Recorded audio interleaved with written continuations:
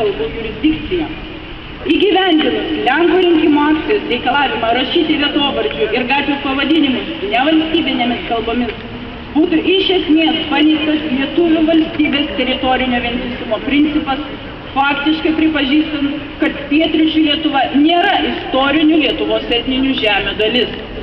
Nusileidus Lenkų rinkimų akcijai reikalavimui neribotam laikui atidėti suvienodintą lietuvių kalbos valstybinį egzaminą, visų šalies mokyklų abiturientams valstybinę kalbą gerai mokantys šalies moksleiviai būtų diskriminuojami stodami į aukštesnės pakopos lavinimo įstaigas ir šalies darbo rinkoje.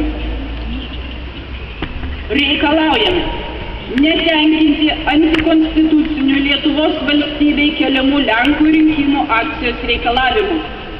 Teisinėmis priemonėmis užkardyti Lietuvos Respubliką nukreiptą ardomąją Lenkų rinkimų akcijos veiklą. Būtina panaikinti jos atstovų neteisėtai įgytus Lietuvos Respublikos Seimo narių įgaliojimus ir Lenkų rinkimų akcija kaip legaliai veikiančios antivalstybinės politinės partijos juridinį statusą.